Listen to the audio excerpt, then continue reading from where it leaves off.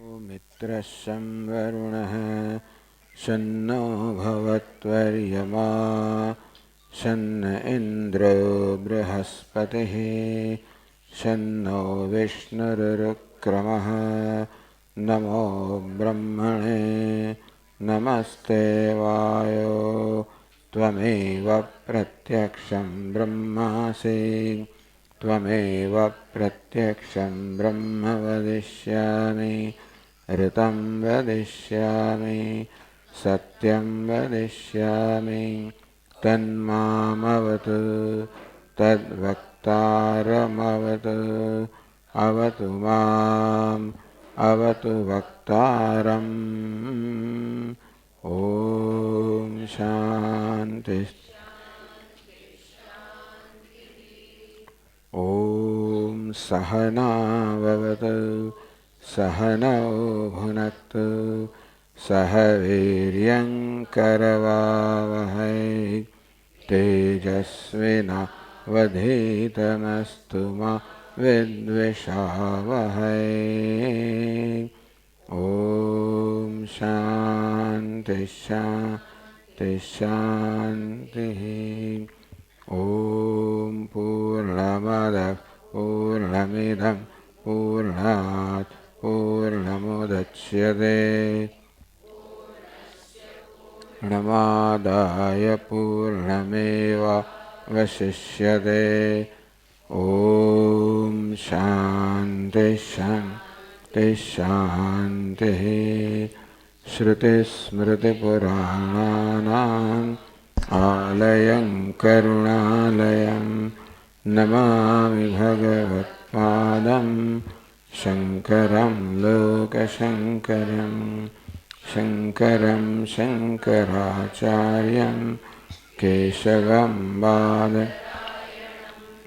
सूत्रभाष्यकृतौ वन्दे भगवन्तौ पुनः पुनः ईश्वरो गुरुरात्मेति मूर्तिभेदविभागिने व्योमवद्व्याप्तदेहाय दक्षिणामूर्तये नमः। આ પીળા પુસ્તકમાં 95મું પાનું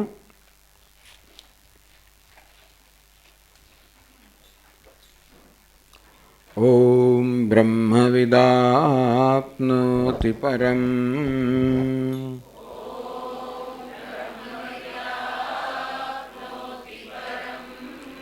तदेशाभ्युक्ता सत्यं ज्ञानमनन्तं ब्रह्म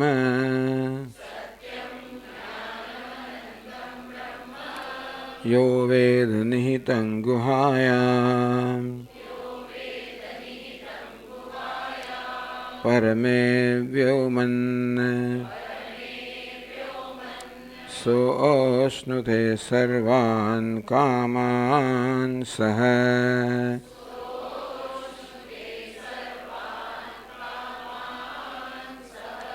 ब्रह्मणा विपश्चितेति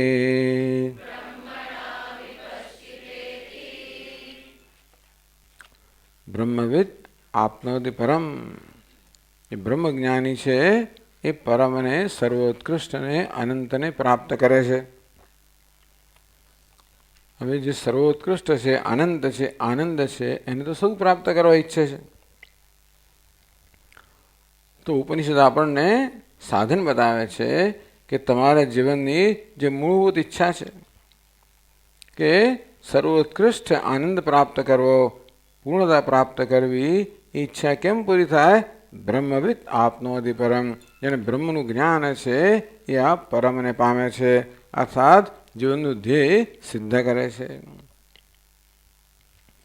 તો પ્રશ્ન ઉઠે એમાંથી કે બ્રહ્મના જ્ઞાનથી જો પરમ પ્રાપ્ત થતું હોય તો એ બ્રહ્મ શું છે કે કેવું છે જેનું જ્ઞાન અમારે પ્રાપ્ત કરવું જોઈએ? તો ઉત્તર આપ્યો.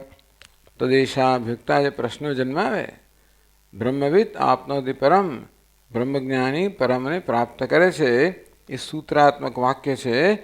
એ કેટલાક પ્રશ્નો જન્માવે છે. એક પ્રશ્ન એ છે કે કિમ તદ બ્રહ્મ, એ બ્રહ્મનું શું સ્વરૂપ છે, શું લક્ષણ છે, શું ચિહ્ન છે, એ કેમ ઓળખવું, એને જેથી એને અમે જાણી શકીએ. એ બ્રહ્મ શું છે જેને જાણવાનું છે? તો ઉત્તર આપ્યો સત્યમ જ્ઞાનમ અનંતમ બ્રહ્મ. બ્રહ્મ સત્ય સ્વરૂપ છે, જ્ઞાન સ્વરૂપ છે, અનંત છે. તો બ્રહ્મના જ્ઞાનથી પરમ પ્રાપ્ત થાય. તો એ જ્ઞાન કેવી રીતે પ્રાપ્ત કરવું, એ કયા પ્રકારનું જ્ઞાન છે? તો કે છે યો વેદ નિહિતમ ગુહાયામ પરમે વ્યોમન. ગુહાયામ નિહિતમ, એ ગુહાની અંદર છુપાયેલું છે, ઢંકાયેલું છે. ત્યાં આગળ એ ગુહામાં ઢંકાયેલું પ્રગટ થઈ રહ્યું છે. ત્યાં જે જ્ઞાન પ્રાપ્ત કરે, યો વેદ નિહિતમ ગુહાયામ પરમે વ્યોમન. આ ગુહાની અંદર એક પરમ આકાશ છે, એમાં બ્રહ્મ પ્રકાશ રહ્યું છે, અને ત્યાં એને જાણવાનું છે, એટલે કે એને આત્મરૂપે જાણવાનું છે. તો પરમની પ્રાપ્તિ એટલે શું? બ્રહ્મ કેવું છે, એનું જ્ઞાન કયા પ્રકારનું છે, એની પ્રાપ્તિ એટલે શું? સહ અશ્નુતે સર્વાન કામાન સહ બ્રહ્મણા વિપશ્યતા હતી. આ જ્ઞાની પુરુષ, બ્રહ્મનો જ્ઞાની સ્વયં બ્રહ્મ બની જાય છે. સયો વૈ તત્પરમમ બ્રહ્મવેદ બ્રહ્મૈવ ભવતી. ઉપનિષદ કહે કે જે બ્રહ્મને જાણે છે એ બ્રહ્મ બની જાય છે. તો બ્રહ્મરૂપે એ પૂર્ણ બની જાય છે, આનંદ સ્વરૂપ બની જાય છે. એનું વર્ણન એ રીતે કરવામાં આવ્યું કે એની બધી જ કામનાઓ એક સાથે પૂર્ણ થઈ જાય છે, એટલે કે એને અનંત આનંદ પ્રાપ્ત થાય છે. ગ્રંથકાર આ વાક્ય સમજાવી રહ્યા છે. સત્યમ જ્ઞાનમ અનંતમ બ્રહ્મ, એ વાક્ય સમજાવ્યું.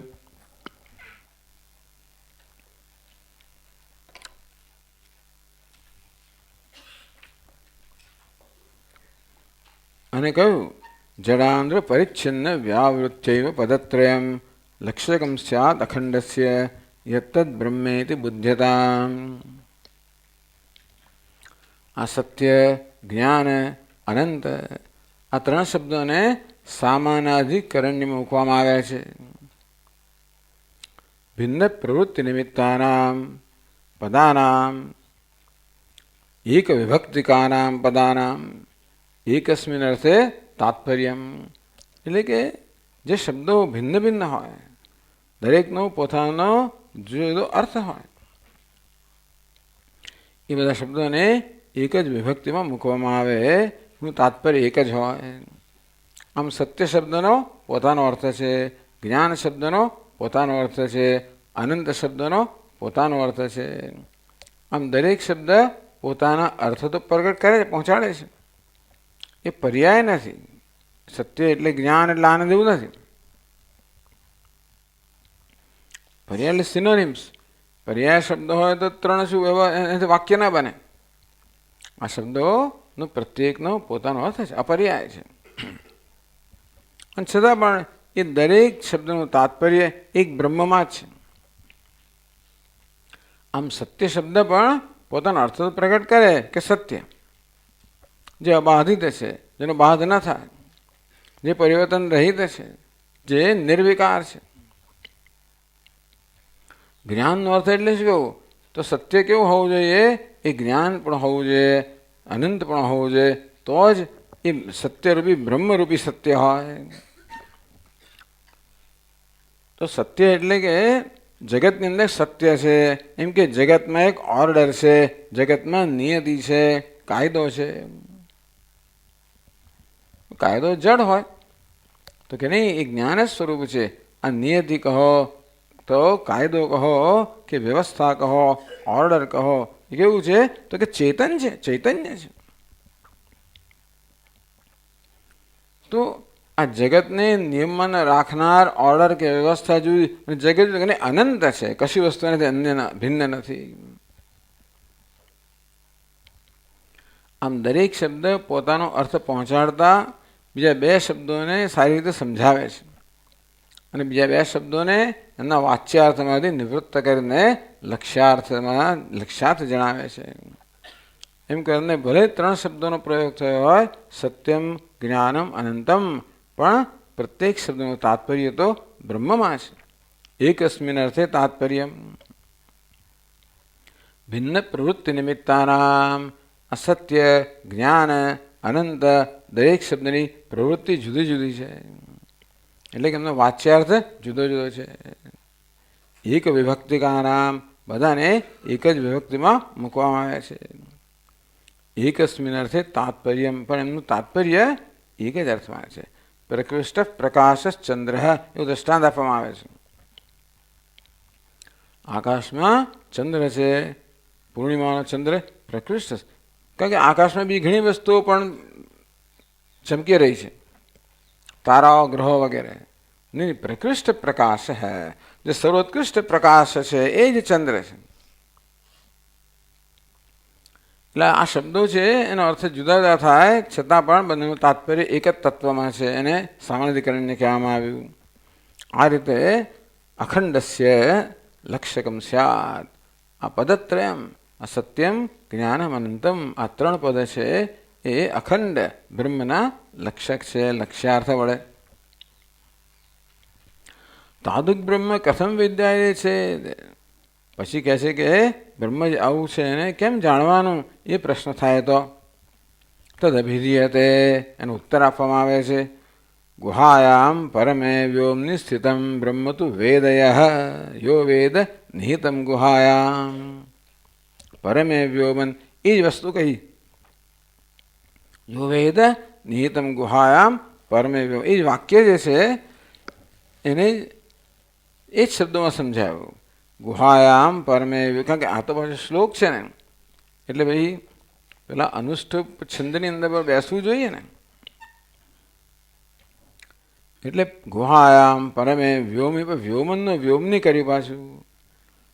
તો ઉપનિષદમાં યો વેદ નિહિતમ ગુહા પરમે વ્યોમન, એ વ્યાકરણ દ્રષ્ટિ બરોબર નથી. વ્યોમન કયો સમયનો વ્યોમ નહીં, એટલે કહ્યું ગુહાયામ પરમે વ્યોમની સ્થિતમ. નિહિતમનો અર્થ કરે સ્થિતમ. બ્રહ્મ તુ વેદય. આ પ્રકારે ગુહાની અંદર, પરમ આકાશની અંદર જે નિહિત છે, સ્થિત છે, રહેલું છે, એ બ્રહ્મને પ્રકાશી રહ્યું છે, એ બ્રહ્મને જાણવું. તો આ ગુફા એટલે શું? દેહાદ અભ્યંતર પ્રાણ, પ્રાણદ અભ્યંતરમ મન, તતઃ કર્તા તતો ભોક્તા, ગુહાશયમ પરંપરા. તો આ ગુફા છે, 5 સ્તરવાળી ગુફા છે, 5 ચક્ર છે, ચક્રવ્યૂહ. સૌથી આગળ, સૌથી બહાર છે દેહ, એની અંદર પ્રાણ, એની અંદર મન, એની અંદર બુદ્ધિ, એની અંદર આનંદ.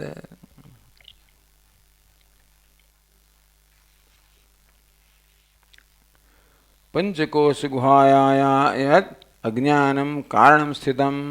તો પરમ વ્યોમ એટલે શું? તો પંચકોશ રૂપી ગુહાની અંદર જે અજ્ઞાન રૂપી કારણ છે. પંચકોશ શું છે? કાર્ય છે, એમનું કારણ છે અજ્ઞાન. તદ્વ્યોમ પરમમ, એને જ પરમ વ્યોમ કહેવામાં આવ્યું. તસ્મિન પરમ, પરમે વ્યોમની નિગૂઢમ બ્રહ્મ તિષ્ઠતી. ત્યાં આગળ જાણે કે બ્રહ્મ છુપાયેલું હોય, આવૃત થઈ ગયું હોય, એ પ્રકારે રહેલું છે.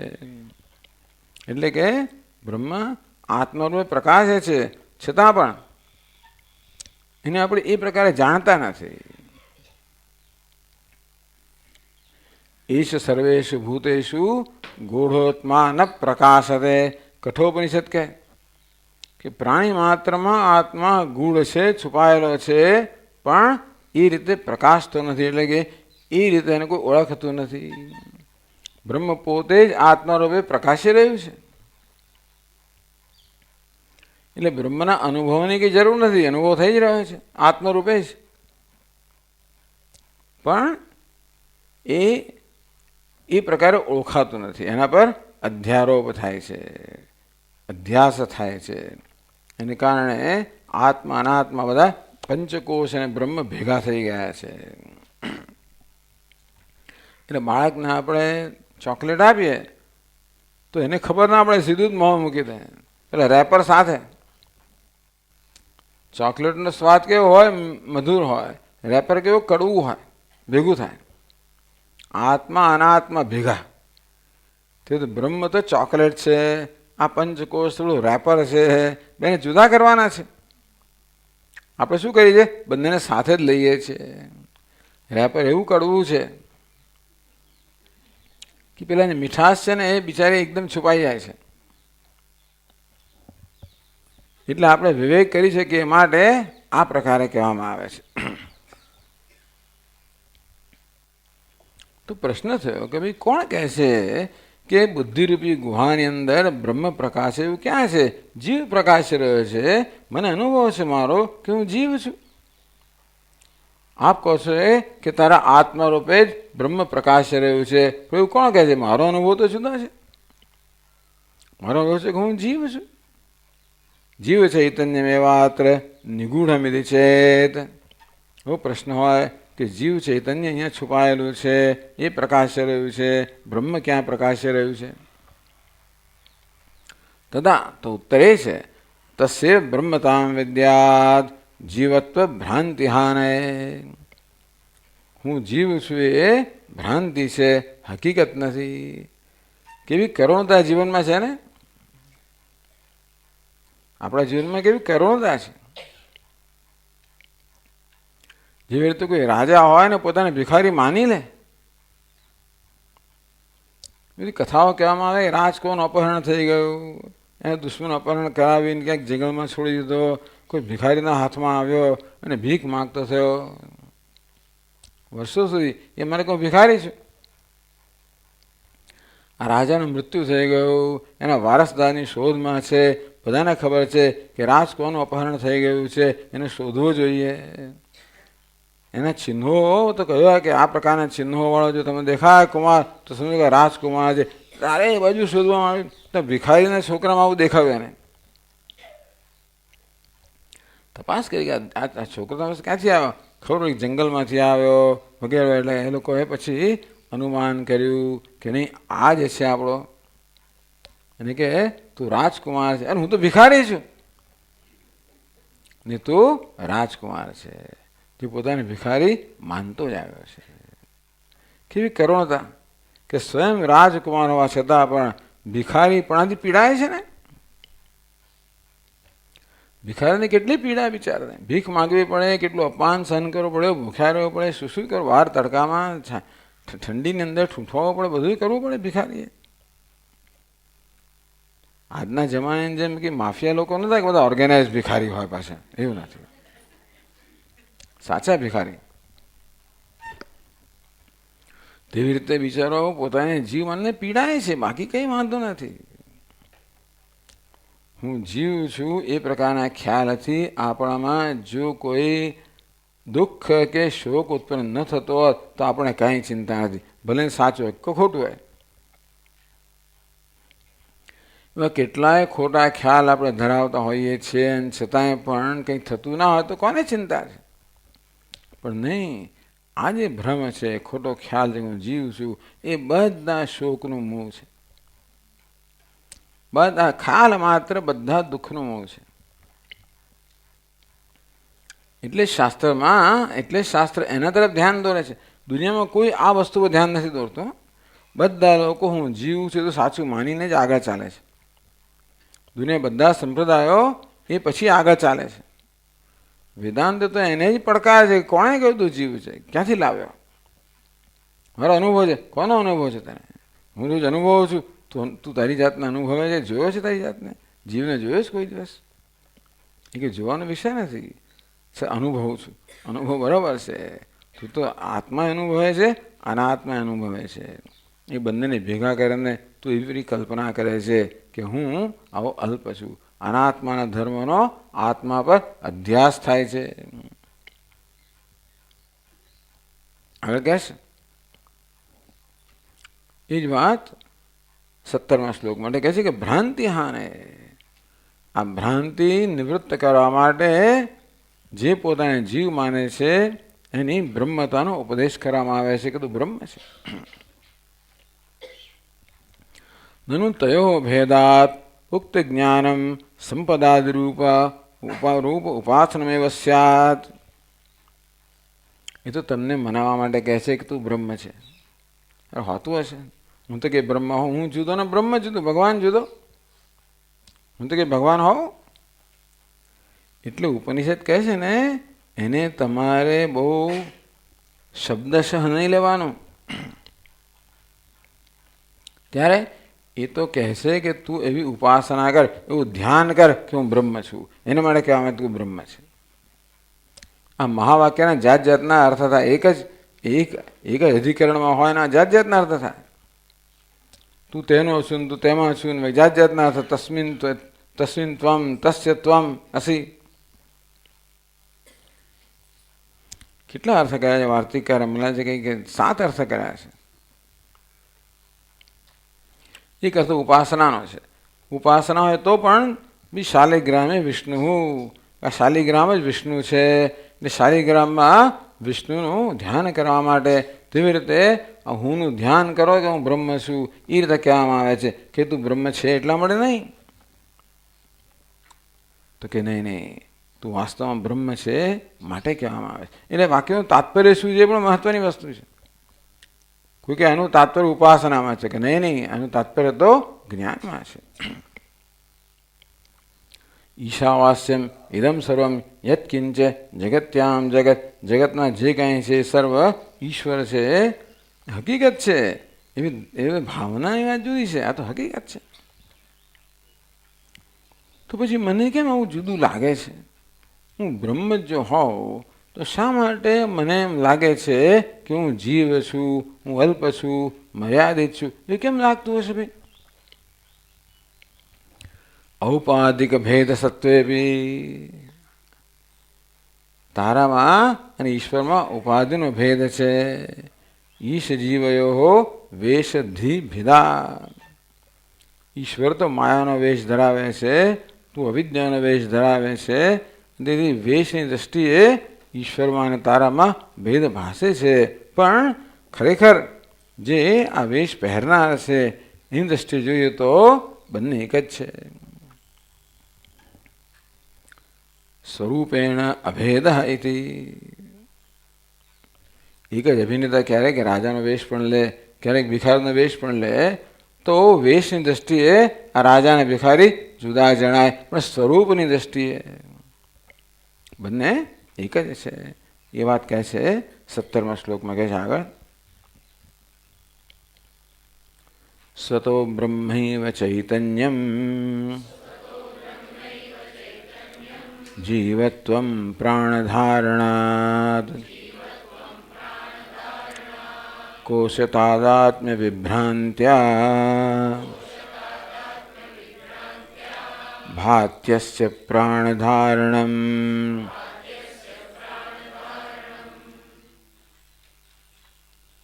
શ્લોકમાં ચૈતન્યમ સ્વતઃ બ્રહ્મ એવ પ્રાણધારણાત જીવત્વમ. પહેલી પંક્તિમાં જડ્યું ને, પહેલો શબ્દ કયો છે? ચૈતન્યમ. બીજો શબ્દ સ્વતઃ, ત્રીજો બ્રહ્મ, ત્રીજો ને ચોથો. ચૈતન્યમ સ્વતઃ બ્રહ્મૈવ.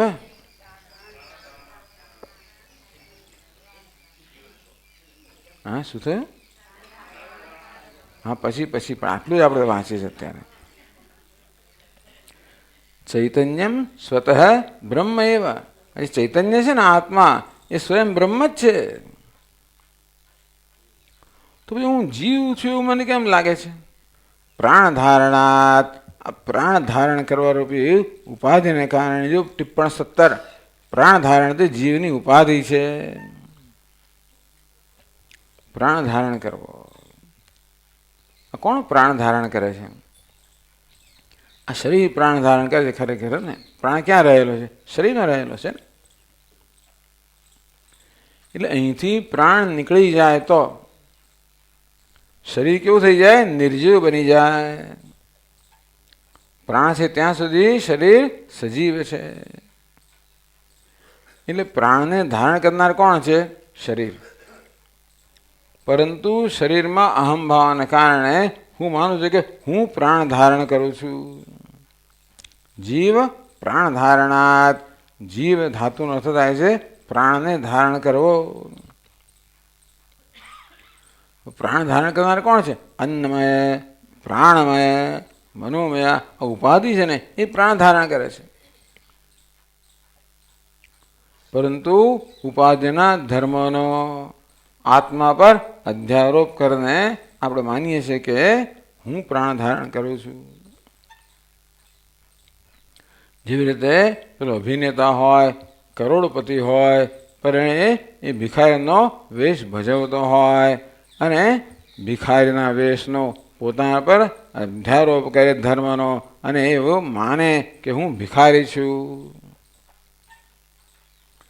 આપણે કે તું તો કરોડપતિ છે, એટલે હું કરોડપતિ હોઉં તો ભિખારી છું માનું છું કેમ?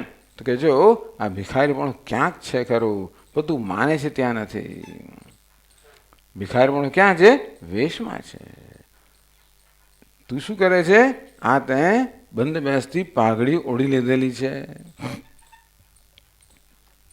ઘણી વાર હોય બીજે ને આપણે બંધ બેસતું ઉડી લઈએ કે મારે કારણે. ઘણા લોકોને આવી ટેવ હોય, પેલું ઝાડ પડે ને હું જ જવાબદાર છું, કશું થાય તો હું જવાબદાર છું.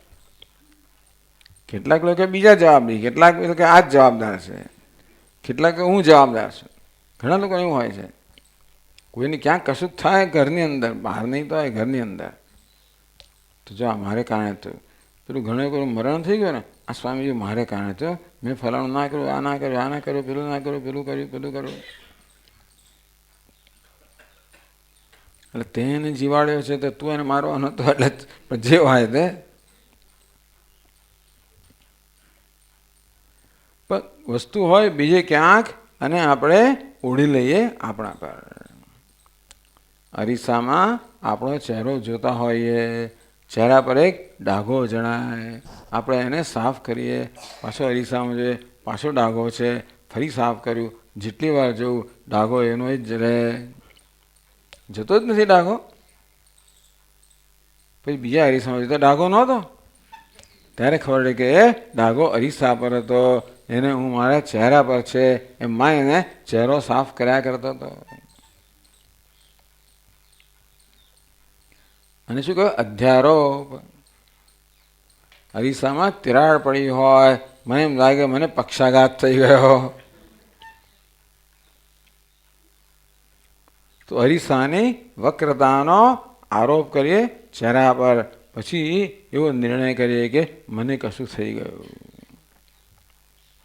તેવી રીતે આ તો એક દ્રષ્ટાંત આવ્યું કે જીવ શબ્દ છે એ જીવ ધાતુમાંથી બનેલો છે. અને જીવ ધાતુ પ્રાણ ધારણમ, પ્રાણ ધારણ કરવો. પણ કહે છે કોશ તાદાત્મ્ય વિભ્રાંત્યા કોશગતમ પ્રાણધારકત્વમ તાદાત્મ્ય ભ્રમેણ તત્ર પ્રતિભાતે. તાદાત્મ્ય કે અહમભાવ, પ્રાણ ધારણ થાય છે. કોણ ધારણ કરે છે? આ દેહ ધારણ કરે છે, પંચકોશ ધારણ કરે છે. તો પ્રાણને ધારણ કરવો કોનો ધર્મ છે? પંચકોશનો ધર્મ, ઉપાધિનો ધર્મ છે ટૂંકમાં. પરંતુ ઉપાધિમાં તાદાત્મ્યને કારણે, ઉપાધિમાં અહમભાવને કારણે ઉપાધિના ધર્મના આપણે પોતાના ધર્મ માની લઈને આપણે માની લઈએ કે હું પ્રાણ ધારણ, હું જીવ છું, હું પ્રાણ ધારણ કરું છું. એ પ્રશ્ન થયો ને કે હું તો જીવનો અનુભવ કરતો, ના તું તો બ્રહ્મ છે. પણ હું બ્રહ્મ હોઉં તો જીવ કેમ મને લાગે છે કે હું જીવ છું? કારણ કે તું અધ્યારોપ કરી રહ્યો છે ઉપાધિના ધર્મનો, આત્મા પર અધ્યારોપ કરીને તો આ પ્રકારનો ભ્રમ સેવી રહ્યો છે કે હું જીવ છું.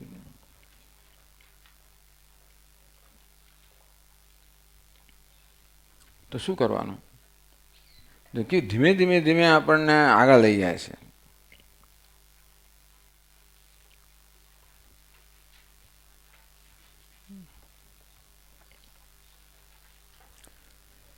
અંતરદૃષ્ટિ એવ જીવસ્ય બ્રહ્મત્વ આગમે મુખ્યમ કારણમ. જીવ બ્રહ્મ છે એનું જ્ઞાન આપણને ક્યાં થાય? અંતરદૃષ્ટિ કરીએ ત્યારે. આપણે સાધન બતાવે છે કે કેવી રીતે આ જ્ઞાન પ્રાપ્ત કરવું. અત્યારે અજ્ઞાનને કારણે અધ્યારોપ થઈ રહ્યો છે, જેને કારણે આપણે ભ્રમ સેવી રહ્યા છીએ. આ ભ્રમમાંથી અધ્યારોપથી મુક્ત કેમ થવું? ચોકલેટ અને રેપર બંનેને ભેગા કરીને આપણે ખાઈ રહ્યા છીએ, તો બેને જુદા કરવા એને કે વિવેક. બે વસ્તુઓ એક જણા એટલે પેલું સીધું મોં મૂકી દે, એમ કે એક જ છે. ત્યાં ખરેખર બે છે. જ્યાં બે છે ત્યાં એકનો ભ્રમ. તેવી રીતે આત્મા અનાત્મા બે છે. આ બંનેને ભેગા કરી દઈએ છીએ અને એક છે એ પ્રકારનો ભ્રમ સેવી રહ્યા છીએ. એટલે શું કરવું પડે? વિવેક કરવો પડે, બેને જુદા કરવા પડે. એ વાત 18મા શ્લોકમાં કહે છે. વક્ષ્યમાણ વિવેકેન તત્તાદાત્મ્યમપોહ્યતે બ્રહ્મ સાક્ષાત્કૃતિસ્ત્વીદૃગ બોધે નૈવ ન ચાન્યથા.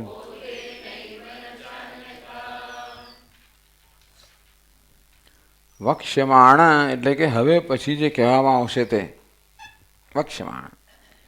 વક્ષ્યમાણ વિવેકેન, વિવેક કરવો એટલે જુદું પાડવું. દાળ ને ચોખા ભેગા થઈ ગયા હોય, વિવેક કરવો દાળને ચોખાથી જુદા પાડવા.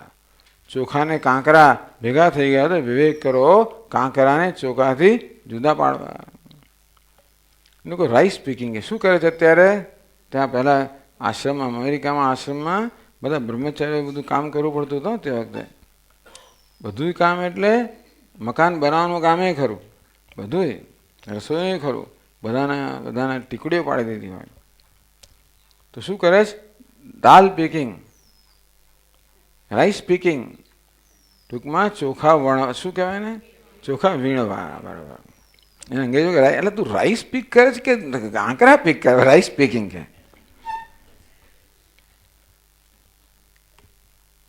બે વસ્તુ ભેગી થઈ ગઈ હોય. હવે તો કાળા પેલો કાંકરા કાળા હોય તો બધા એને જુદા પાડી શકે, પણ એ પથ્થર જો સફેદ હોય જો ચોખાની અંદર તો મુશ્કેલી પડે.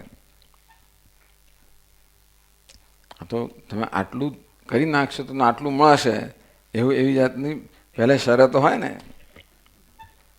સાંજે તમારે કચોરી ખાવી છે તો આ તુવેર ફોલી નાખો, સાંજે ખીચડી ખાવી તો ભાત પૂરો કરો.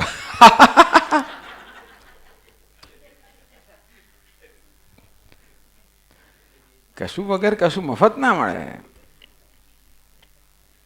એ મફતથી ટેવાઈ જાય ને પછી બહુ મુશ્કેલી થાય છે. તેવી રીતે આટલો ઢગલો છે, કાંકરા વીણી નાખો તો આટલું મળશે, બરફનો ગોળો મળશે, એવું કાશે કે સિનેમા જોવા મળે એવું બધું નહીં. આવું બધું બરફનો ગોળો મળે.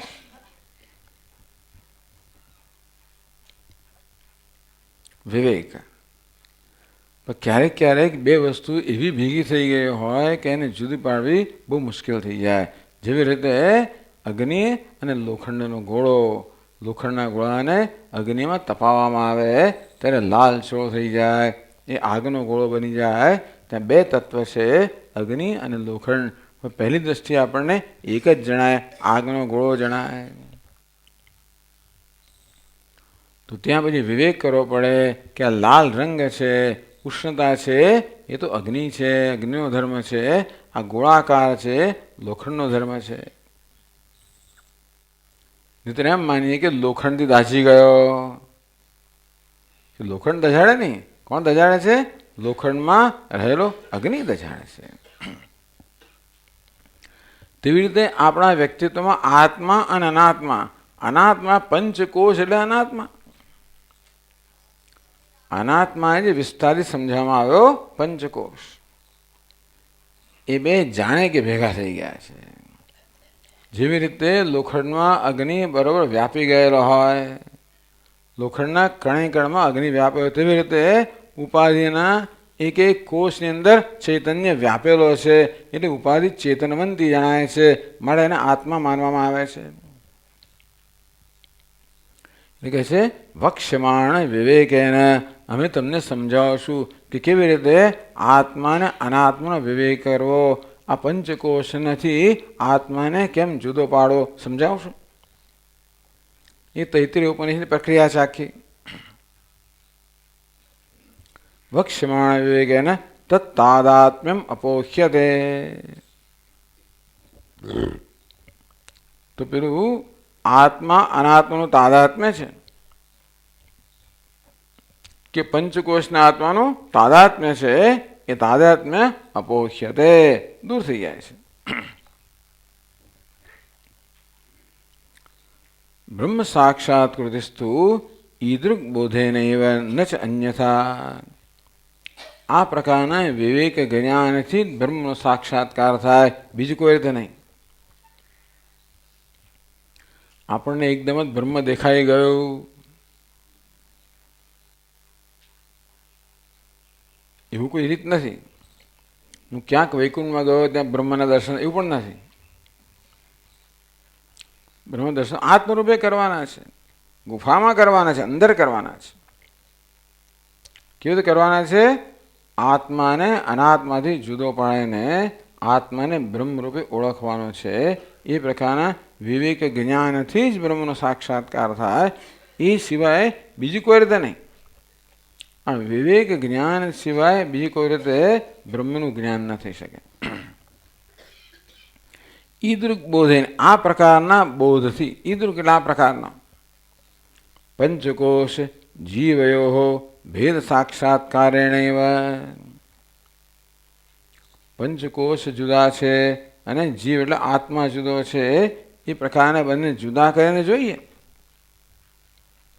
બુદ્ધિમાં જેવી રીતે જુદા કરીને જોઈએ કે આ અગ્નિ છે અને આ લોખંડ છે, તેવી રીતે બુદ્ધિમાં જુદા કરીને જોઈએ કે આ આત્મા છે, ચૈતન્ય છે, સત્યમ જ્ઞાનમ અનંતમ છે, આ જળ છે, અનૃત છે, અંતવત છે, અનાત્મા છે.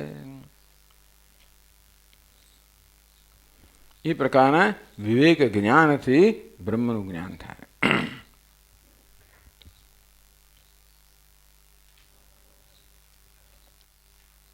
એમાં શું છે? અંતર્મુખતા જોઈએ, બહિર્મુખતા નહીં પરંતુ અંતર્મુખતા જોઈએ. એ વાત કરે છે પછીના શ્લોકમાં કહે છે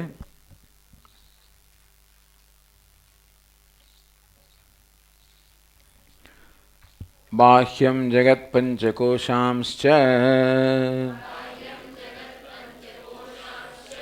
અપોહ્યાંતર્મુખાસ્ય ધીઃ બ્રહ્મ સાક્ષાત્કરોત્યેવ સર્વોપાધિ વિવર્જિતમ.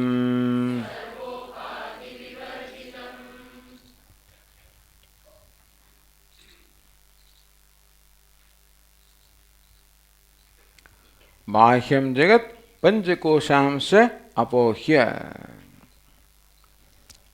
તો બહારના જગત અને પંચકોશ બંનેનો ત્યાગ કરીને અસ્ય અંતર્મુખા અસ્ય ધીઃ બ્રહ્મ સાક્ષાત કરોતિ. બહારનું જગત આ તો સમજાવશે આપણને, આ પ્રકારે વિવેક કરવાનું સમજાવશે કે કેવી રીતે આપણે ધીમે ધીમે આપણી દ્રષ્ટિને અંતર્મુખ બનાવીએ. એ પછી આવશે. અત્યારે તો માત્ર કહી દે છે, આ જ્ઞાન વિશે ચાલી રહ્યો છે ને. યો વેદ નિહિતમ ગુહાયામ, આ ગુહામાં નિહિત કે ગુહામાં સ્થિત બ્રહ્મ છે એને જે જાણે છે. એને કેમ જાણવાનું છે? તો કે આત્માનાત્મા વિવેકથી જાણવાનું છે, બુદ્ધિરૂપી ગુફામાં જાણવાનું છે, બુદ્ધિમાં જાણવાનું છે. અને વિવેક જ્ઞાન છે અને એ અંતરદૃષ્ટિથી પ્રાપ્ત થાય. આટલું અત્યારે કહે છે. એ વિવેક કેમ કરવો એ આપણને પછી સમજાવશે. અસ્ય અંતર્મુખાદિ બ્રહ્મ અંતર્મુખાધિ બ્રહ્મ સાક્ષાત કરોતિ. એ વકાર છે પાછો, એને ક્યાં મૂકવો? તો યદા અસ્થિધિ અંતર્મુખા ભવતિ તદા એવ સાક્ષાત કરોતિ. જ્યારે આ સાધક છે એની બુદ્ધિ અંતર્મુખ બને છે. એટલે કેવી રીતે આપણા ચિત્તને અંતર્મુખ બનાવવું એ માટેની આખી આ પ્રક્રિયા છે. ધીમે ધીમે ધીમે એક એક કરીને આપણે સમજાવશે સ્થૂલ અરુંધતી ન્યાયથી કેવી રીતે ધીમે ધીમે ધીમે આપણે એને અંતર્મુખ બનાવવું. અપૌહ્ય એટલે ત્યક્ત્વા. બહારનું જગત આપણે તો એમાંય અટવાયેલા છીએ, માત્ર ઉપાધિમાં અટવાયેલા છીએ એટલું જ નહીં, પરંતુ બહારના જગતમાં અટવાયેલા છીએ. ઘણી જગ્યાએ આપણી આસક્તિ છે. માટે આપણું મન તો આ શરીર તો ઠીક છે, એથી બહારના વિષયોમાં પણ ભ્રમણ કરતું હોય છે. એટલે ત્યાંથી પહેલાં લઈ આવવાનું,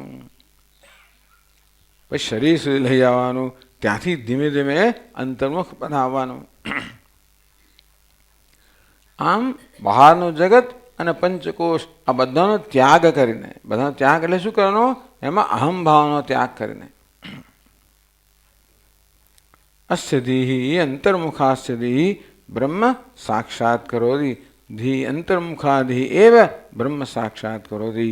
હવે અંતર્મુખ બુદ્ધિ છે એ જ બ્રહ્મનો સાક્ષાત્કાર કરી શકે છે. અથવા અંતર્મુખાધિ બ્રહ્મ સાક્ષાત કરોતિ એવ, અંતર્મુખ બુદ્ધિ છે એ બ્રહ્મનો સાક્ષાત્કાર કરે જ છે.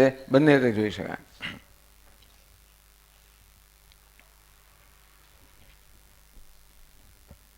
સર્વોપાધિ વિવર્જિતમ. આવું કરવાનું કેમ કહેતા છે આપણને?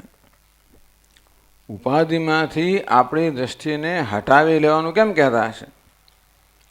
બ્રહ્મ કેવું છે? સર્વોપાધિ વિવર્જિતમ. બધા પ્રકારની ઉપાધિથી વિવર્જિત, નિરુપાધિક છે, નિર્વિશેષ છે, નિરુપાધિક છે, બધા વેશથી પર છે.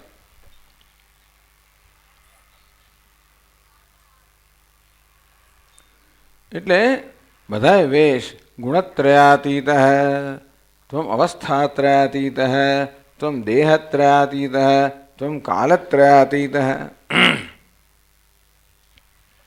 બધા અતીત છે. સ્થૂલ સૂક્ષ્મ કારણ શરીરાદ વ્યતિરિક્ત પંચકોશાતીત અવસ્થાત્રય સાક્ષી. સ્થૂલ સૂક્ષ્મ કારણ આ બધા શરીરથી જે અતીત છે. અવસ્થાત્રય પંચકોશા વ્યતિરિક્ત, ત્રણેય શરીરથી વ્યતિરિક્ત, પંચકોશથી અતીત, અવસ્થાત્રયનું સાક્ષી. એ કેવું છે? તો કે સર્વ ઉપાધિ એ બધા વેશથી મુક્ત છે. ટૂંકમાં આ બ્રહ્મ છે એને વેશ ધારણ કરી દીધો. કોઈ વેશ ધારણ કરો? પંચકોશ રૂપી વેશ આ બ્રહ્મે ધારણ કરી લીધો છે. મોટી ઉપાડે આવ્યા તો ખરા, વેશ રચ્યો મોટી ઉપાડે અને પ્રવેશ કર્યો. ખબર નથી કે એમાં કયું જોખમ રહેલું છે. વેશ એવો ગમી ગયો કે બસ પોતાને વેશ જ માની લે છે. વાસ્તવમાં પોતે કોણ છે? આ બધા વેશથી વિવર્જિત, વેશથી પર, વેશથી અન્ય, વેશથી ભિન્ન, સર્વ ઉપાધિ. તો બ્રહ્મ કે ચૈતન્ય સર્વવેશથી ભિન્ન હોવાને કારણે બધા વેશને દૂર કરીએ તો જ એને જોઈ શકાય, નહીં તો ના જોઈ શકાય. તો જોઈ શકાય જ એવું પણ ખરું. બધા વેશ દૂર કરવાથી એને જોઈ જ શકાય, અને વેશને દૂર કરીએ તો જ જોઈ શકાય.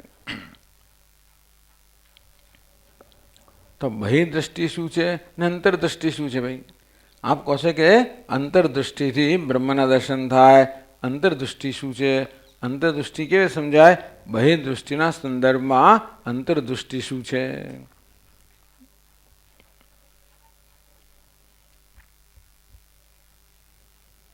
તો કહે છે 20મા શ્લોકમાં,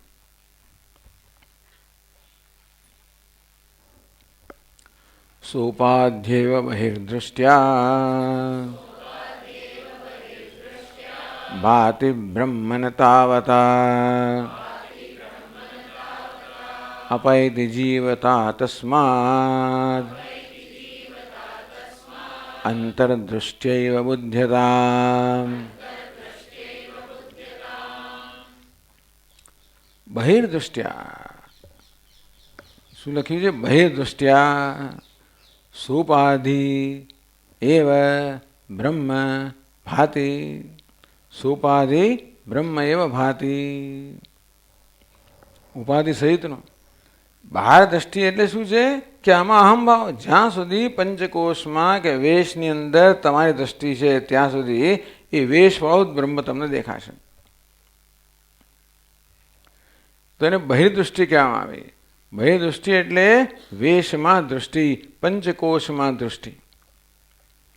જ્યાં સુધી પંચકોશની સભાનતા છે ત્યાં સુધી પંચકોશમાં અહંભાવ થઈ જવાનો શરૂઆતમાં. અંતેથી પંચકોશમાંથી અહંભાવ મુક્ત થવા માટે પંચકોશમાંથી દૃષ્ટિ હટાવી લેવી પડે. અગત્યની વસ્તુ છે. આ ગ્રંથકારને બહુ ભાર આપે છે. પંચકોશમાંથી દૃષ્ટિ હટાવી લેવી પડે. નહીતર તો બહિર્દૃષ્ટ્યા સોપાદેવ બ્રહ્મભાતિ.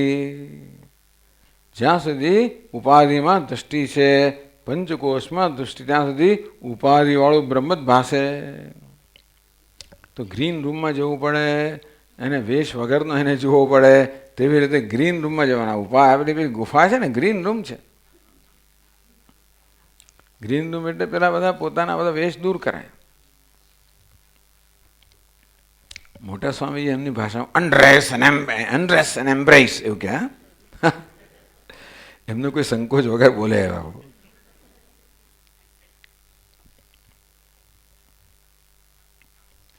પણ ડ્રેસ બધા છે ને દૂર કરવા પડે.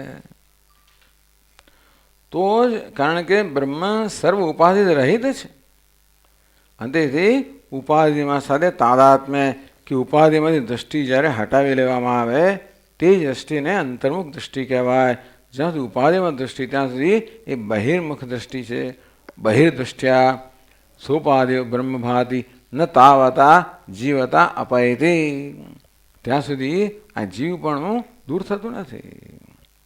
તસ્માત અંતર્દૃષ્ટિ બુદ્ધતા. બહિર્દૃષ્ટ્યા અનાત્મવર્ગ વિષયાધિવૃત્યા સવિશેષમેવ બ્રહ્મભાતિ. અનાત્મા પર જ્યાં સુધી દ્રષ્ટિ ત્યાં સુધી બ્રહ્મ અનાત્મા સહિતનું, વેશ સહિતનું, વિશેષ સહિતનું જ ભાષે છે. તેને બ્રહ્મણ જીવતા ન અપયતિ. સંસારો ન નિવર્તતે. ત્યાં સુધી આ બ્રહ્મની જીવતા જતી નથી, ત્યાં સુધી સંસાર નિવૃત્ત થતો નથી. અતઃ અંતર્દૃષ્ટ્યૈવ નિર્વિશેષ બ્રહ્મભાનાત. બધી ઉપાધિ વગરનું, વિશેષતા વગરનું બ્રહ્મ છે એના ભાન માટે તો અંતર બધી વેશમાંથી દ્રષ્ટિ હટાવી લેવી પડે.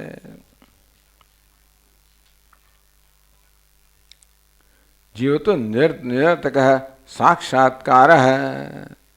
તો જ બ્રહ્મ જીવ છે એવું યથાર્થ દર્શન થાય. તો ખબર પડે કે જીવ પણ તો બ્રહ્મનો કંઈ ધર્મ નથી. બ્રહ્મ તો કેવું છે? નિત્ય મુક્ત છે, અસંસારી છે, નિષ્પ્રપંચ છે.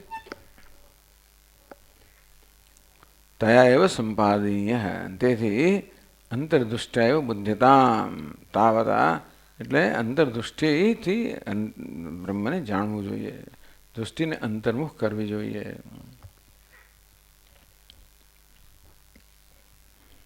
આમ આ રીતે કીધું ભાષ્ય છે આ બધું. આખા ઉપનિષદને પોતાની નજર સમક્ષ રાખીને ધીમે ધીમે ધીમે સુંદર રીતે વિચારનો અહીંયા આગળ વિકાસ કરે છે. એકલું આપણે ઉપનિષદ આપણે જાતે અભ્યાસ કરીએ તો આવી આ બધી આપણે સૂઝે નહીં. આ બધું ભાષ્યકાર આ બધું સમજાવે છે. આ ગ્રંથ એથી વધારે સ્પષ્ટ રીતે સમજાવે છે. ભાષ્યમાં સમજાવ્યું છે એના કરતાં વધારે સ્પષ્ટ રીતે આ ગ્રંથકાર સમજાવે છે. ભાષ્યકારનું વળી પાછું ધ્યાન બીજી પોતાની જગ્યા હોય ને પાછું, એટલે એને અમુક વસ્તુમાં બહુ રસ ના હોય. એમને જીવ બ્રહ્મ ઐક્ય તાત્પર્ય નિર્ણય કરવો, બસ એ જ એમનો ધંધો છે.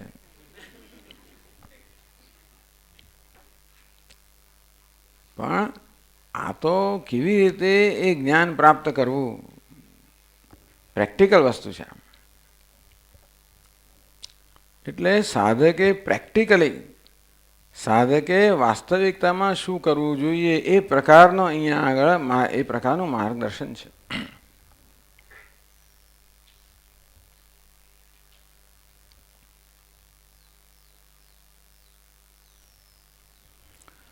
જગત ભાનાત્મિકાયા જગત સત્યત્વ ભાનાત્મિકાયાશ્ચ બહિર્દૃષ્ટે અપાયે અંતર્દૃષ્ટ્યા બ્રહ્મ સાક્ષાત્કારો ભવેત. ચાલો ભાઈ, આપણે કહ્યું તો સમજે હું તો કે જ્યાં સુધી જગતનું ભાન છે, જ્યાં સુધી પંચકોશનું ભાન છે, ત્યાં સુધી બહિર્દૃષ્ટિ છે. એ બહિર્દૃષ્ટિનો ત્યાગ કરવામાં આવે ત્યારે અંતર્દૃષ્ટિ પ્રાપ્ત થાય. એ બરોબર ચાલે, તો બ્રહ્મનું જ્ઞાન થાય, હું સમજી ગયો. પણ એ અંતર્દૃષ્ટિ કરવી કેવી રીતે? તદપાય હેતુમેવ તુ ન પશ્યામઃ. અમારી દ્રષ્ટિ અત્યારે જે બહિર્મુખ છે એને અંતર્મુખ બનાવવાનું સાધન તો અમને ખબર જ નથી. કેવી રીતે કરવાનું?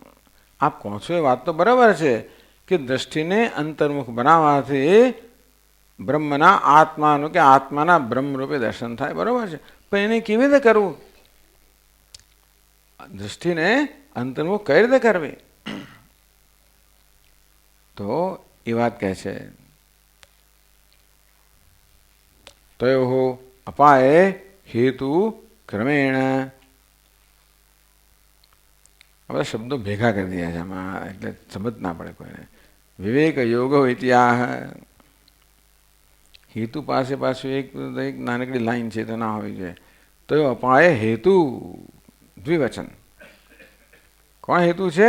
વિવેક યોગ હેતુ. કયું વચન છે? દ્વિવચન. તો વિવેક અને યોગ આ બે થી તમે દ્રષ્ટિ અંતર્મુખ કરી શકો. બે વસ્તુ જોઈએ, વિવેક જોઈએ બુદ્ધિમાં અને મનમાં યોગ જોઈએ. આ બે વસ્તુ જોઈએ. એ વાત 21મા શ્લોકમાં કરે છે.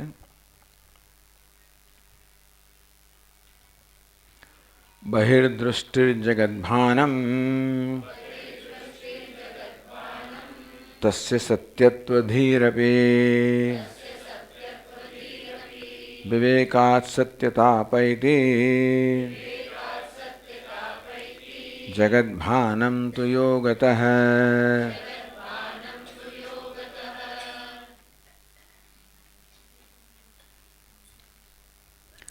બહિર્દૃષ્ટિ કોને કહેવાય સમજાવે. જગત ભાનમ. અત્યારે બે વસ્તુ છે આપણને. જગત ભાનમ તસ્ય સત્યત્વધીહિ. અત્યારે આપણને જગતનો અનુભવ તો થાય છે. જગત ભાનમ એટલે કે જગતની પ્રતીતિ. જગતનો અનુભવ થયો, પ્રતીતિ થવી. એટલે કે આપણી 5 જ્ઞાનેન્દ્રિયો દ્વારા આપણને આ જગતની પ્રતીતિ થાય છે. જગતને જોઈએ છીએ, સાંભળીએ છીએ, સ્પર્શીએ છીએ, સ્વાદ લઈએ છીએ, સૂંઘીએ છીએ. આ બધી પ્રતીતિ કહેવાય. તો અત્યારે આપણને જગતની પ્રતીતિ થાય છે કે અનુભવ થાય છે, બરાબર છે ને? એનો વાંધો નહીં. પણ તકલીફવાળી વસ્તુ કઈ છે? સત્યત્વધીહિ અપી. આપણે જગતને સત્ય માનીએ છીએ, આપણે કદાચ જુદું માનીએ છીએ. હું દ્રષ્ટા છું, જગત દૃશ્ય છે, એ પ્રકારનો ભેદ આપણી બુદ્ધિ આપોઆપ જ ઉભો કરે છે. પેલા બુદ્ધિ શું કહે છે ખબર છે? હું તો માત્ર આ દેહ પૂરતો જ મર્યાદિત છું. પંચકોશનો પોતાના પર અધ્યારોપ કરીને બુદ્ધિ એમ માને છે કે હું તો આ દેહ પૂરતો જ મર્યાદિત છું. અંતેથી દેહની બહાર જે કાંઈ છે એ જગત છે. હું દ્રષ્ટા છું, જગત દૃશ્ય છે. આ પ્રકારે દ્રષ્ટા અને દૃશ્યનો ભેદ કોણ ઊભો કરે છે? બુદ્ધિ.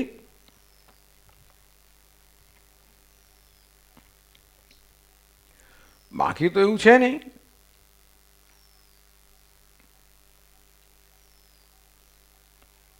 જાગ્રત સ્વપ્ન સુષુપ્તિષુ સ્ફુટતરા યા સંવિદો જૃંભતે યા બ્રહ્માદિ પીપીલિકાંદ તનુષુ પ્રોતા જગત સાક્ષિણી.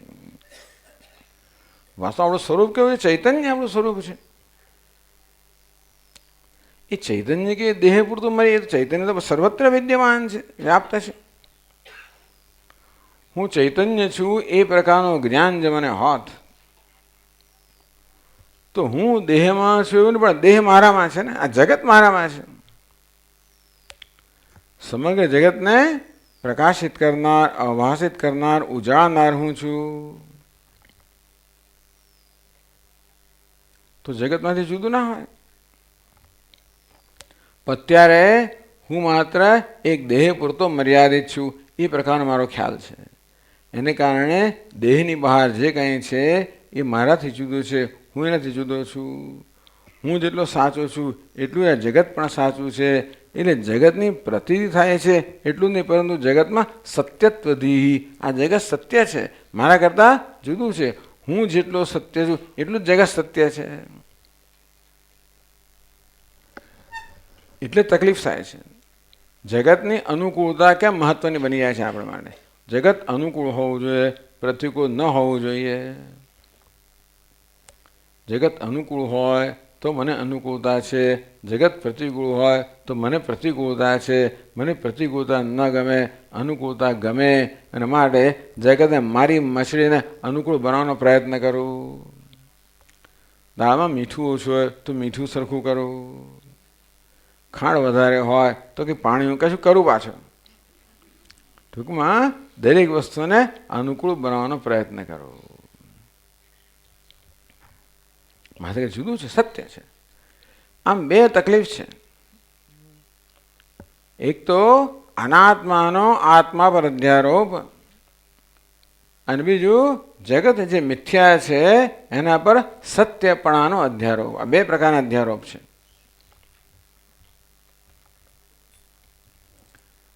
એટલે જગત ભાનમ તસ્ય સત્યત્વ ધીહિ અપી. જગતનું ભાન થવું, જગતની પ્રતીતિ થવી, અને જો એટલે ધી એટલે કે એ પ્રકારનો ખ્યાલ, અભિપ્રાય કે જગત સત્ય છે. જે સત્ય હોય એ મને સુખી દુઃખી કરી શકે, અસત્ય વસ્તુ ના કરી શકે. નહીં તો પેલો એક માણસ સવારના પરમાં તૈયાર થયો, બાથરૂમમાં આવીને પત્નીએ ટેબલ પર બ્રેકફાસ્ટ વગેરે તૈયાર રાખ્યું છે, નાસ્તો, કે નહીં નહીં ભાઈ, એક ડીશ નહીં, 2 પ્લેટ બનાવો. એ પત્ની કે અરે એવું ક્યાં કે આપણા ઘરમાં મહેમાન આવ્યા છે. ક્યારે મહેમાન? મને ખબર નથી. જો તને આવો બતાવો. બાથરૂમમાં લઈ જો આ મહેમાન રહ્યો અંદર. અરે તો 2 મહેમાન છે પેલી કહે છે.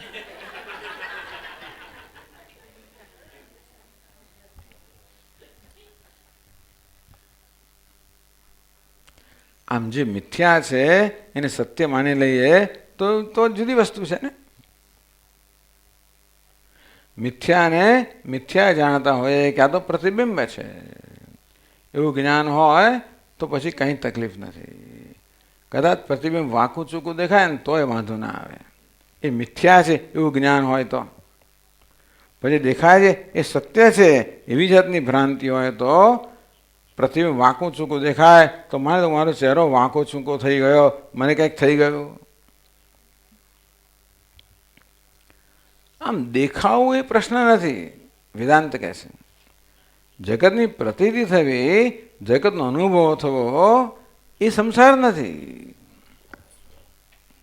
આ શરીર હોવું એ પણ સંસાર નથી. શરીરમાં અહમ ભાવ સંસાર છે.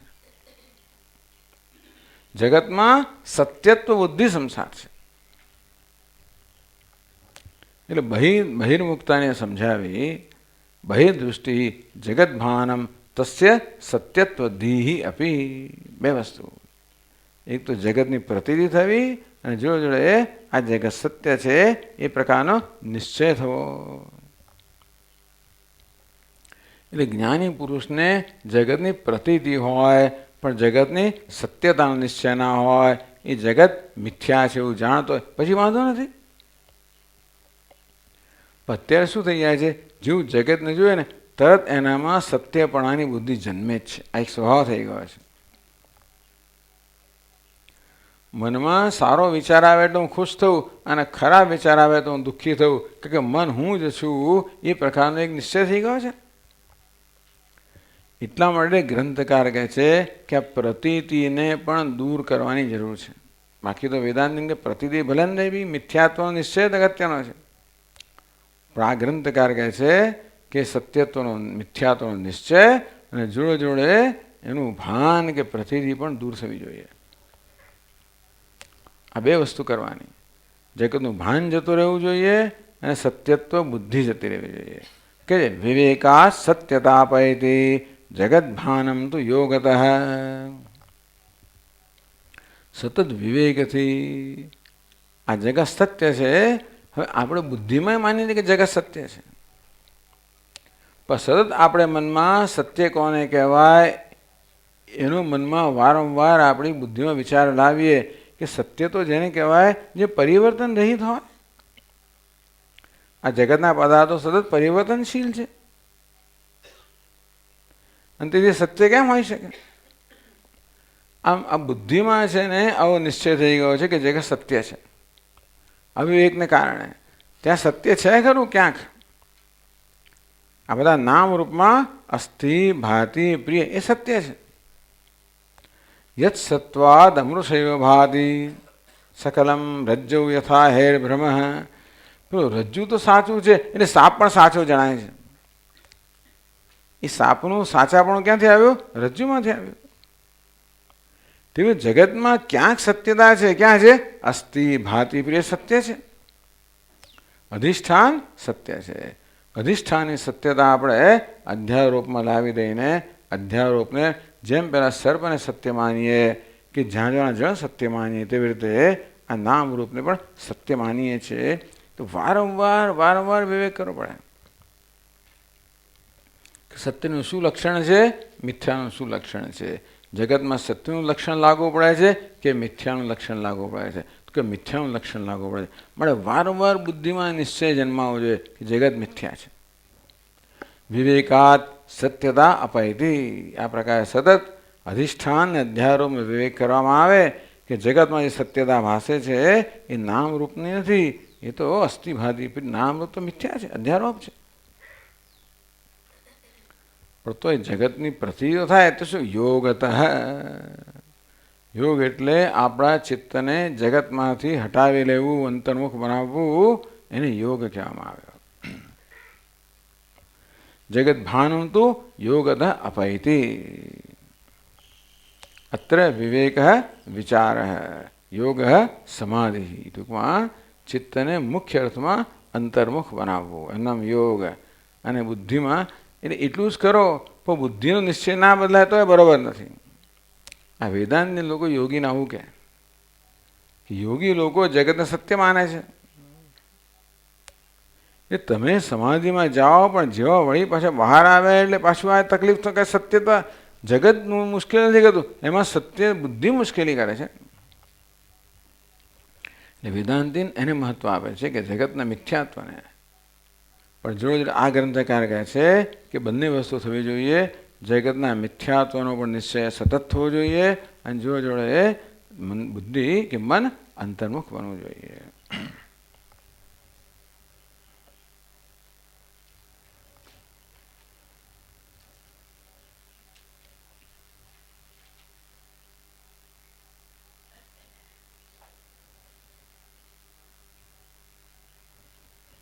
અંતેથી 22મા શ્લોકમાં કહે છે બહિર્દૃષ્ટાવપેતાયામ અંતરદૃષ્ટ્યા યદીક્ષતે નિગૂઢમ જીવચૈતન્યમ તદ્બ્રહ્મેતિ પ્રપશ્યતે.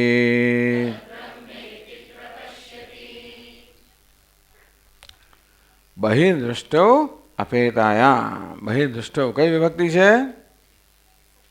સપ્તમી. અપેતાયામ કઈ વિભક્તિ છે?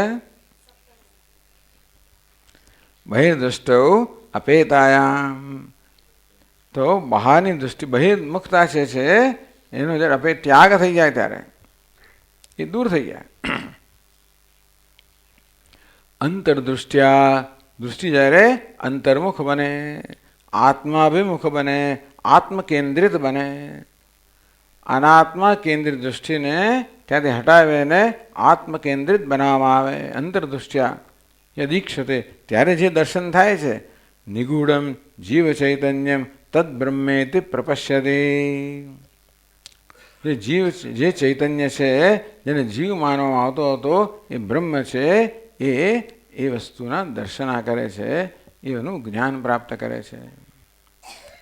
એટલે આ 5 શ્લોકોમાં કહેવામાં આવ્યું કે કેવી રીતે અંતરદૃષ્ટિ જીવસ્ય બ્રહ્મત્વ અવગમે મુખ્યમ કારણ. જ્યાં સુધી અંતરદૃષ્ટિ ન થાય ત્યાં સુધી આ જીવની બ્રહ્મતાનું જ્ઞાન થતું નથી. માટે અંતરદૃષ્ટિ બનાવવી. આમ આટલા શ્લોકોની અંદર યો વેદ નિહિતમ ગુહાયામ પરમે વ્યોમન એ વાક્યને સમજાવવામાં આવે આટલા શ્લોકોમાં. હવે આગળ સમજાવાશે. સહ સોષ્ણુતે સર્વાન કામાન સહ બ્રહ્મણા વિપશ્ચિતા ઇતિ. પછી આપણે આગળ વધશું. ઓમ પૂર્ણમદઃ પૂર્ણમિદં પૂર્ણાત પૂર્ણમુદચ્યતે પૂર્ણસ્ય પૂર્ણમાદાય પૂર્ણમેવાવશિષ્યતે. ઓમ શાંતિ શાંતિ શાંતિ. શંકરં શંકરાચાર્યં કેશવં બાદરાયણં સૂત્રભાષ્યકૃતૌ વંદે ભગવन्तૌ પુનઃ પુનઃ. ઈશ્વરો ગુરુરાત્મેતિ મૂર્તિભેદવિભાગિને વ્યોમવદ્વ્યાપ્તદેહાય દક્ષિણામૂર્તયે નમઃ. ઓમ શાંતિ શાંતિ શાંતિ. હરિ ઓમ. શ્રી ગુરુભ્યો નમઃ. હરિ ઓમ.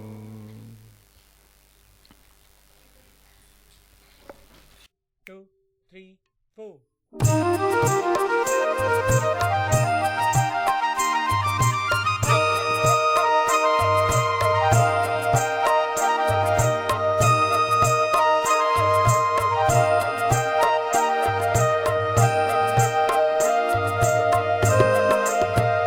કૃષ્ણ કૃષ્ણ મુકુંદા જનાર્દના.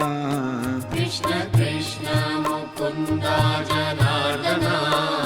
કૃષ્ણ કૃષ્ણ મુકુંદા જનાર્દના.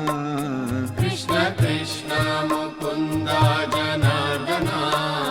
કૃષ્ણ ગોવિંદ નારાયણ હરે. કૃષ્ણ ગોવિંદ નારાયણ હરે. કૃષ્ણ ગોવિંદ નારાયણ હરે. કૃષ્ણ ગોવિંદ નારાયણ હરે. કૃષ્ણ કૃષ્ણ મુકુંદા જનાર્દના. કૃષ્ણ કૃષ્ણ મુકુંદા જનાર્દના. કૃષ્ણ ગોવિંદ નારાયણ હરે. કૃષ્ણ ગોવિંદ નારાયણ હરે. અચ્યુતાનંદ ગોવિંદ માધવા. અચ્યુતાનંદ ગોવિંદ માધવા. અચ્યુતાનંદ ગોવિંદ માધવા. અચ્યુતાનંદ ગોવિંદ માધવા. સચ્ચિદાનંદ નારાયણ હરે. સચ્ચિદાનંદ નારાયણ હરે. સચ્ચિદાનંદ નારાયણ હરે. સચ્ચિદાનંદ નારાયણ હરે. અચ્યુતાનંદ ગોવિંદ માધવા. અચ્યુતાનંદ ગોવિંદ માધવા. અચ્યુતાનંદ ગોવિંદ માધવા.